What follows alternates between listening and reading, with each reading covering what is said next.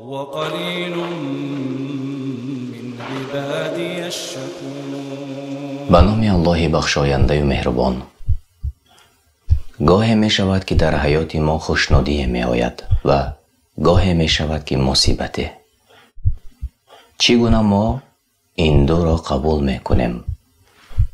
در همه حالت الحمدلله یعنی شکر الله را گفتن برای نه همه آسان است.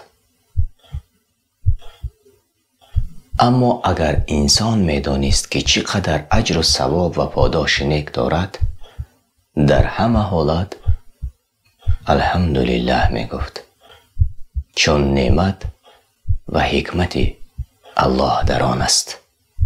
نوار نوبتی ما درباره حیات یک انسان و واقعی است. مرد پسردار شد. وقتی که پسرچه دوسترویک 2 ساله شد وفات کرد. وی خیلی اندوهگین شد. یاد میکرد. بعد از این همسرش حامله دار شد و برایش پسرچه دوم تولد کرد. وقتی که پسرچه 1 ساله شد وی نیز از دنیا گذشت. یعنی پسرچه دوم نیز. چند تا وفات کردند؟ بله 2 تا. و خودش هر 2 را گرانید.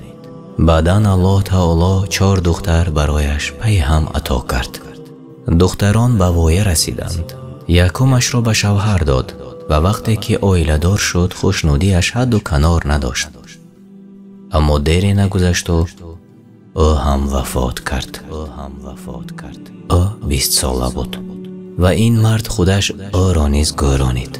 بعداً دختر دیگرش به شوهر برآمد و فرزندی به دنیا آورد و خوشنودی آورد.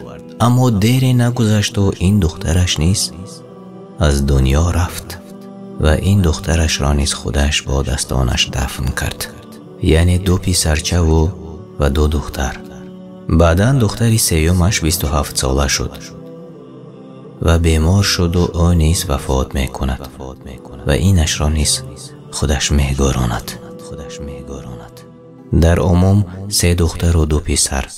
بعد از این همه غم و اندوه غیر از 1 دختر دیگر فرزندی نماند و الله تعالی وی را باز با پسرچه دیگری خوشنود گردانید و به این دوسترویک مهر و محبت پیدا کرد و به اندازه دوست داشت. وقتی که او 1.5 ساله شد کودک دوسترویک نیز وفات کرد و خودش دفن می کند. چند کس را گرانید؟ بله 6 نفر را. 3 دختر و 3 پسر را. آیا تو می دانی این مرد کیست؟ بله این پیغمبر ما محمد صلی الله علیه و سلم. هر کس که شخصی نزدیکش را عزیزش را از دست می دهد این درد را آشناست. اما تو مگر از پیغمبر بهتر هستی؟ اگر الله تو را امتحان کند مگر می خواهد قصد بگیرد از تو؟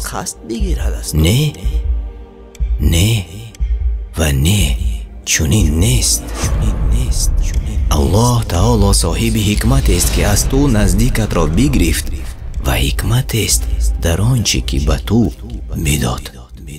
آنان که هرگاه مصیبت به ایشان میرسد میگویند براستی که ما از آن الله تعالی هستیم و به سوی او باز میگردیم.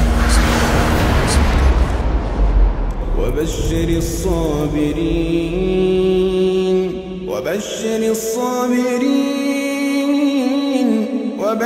الصابرین الذين إذا أصابتهم مصيبة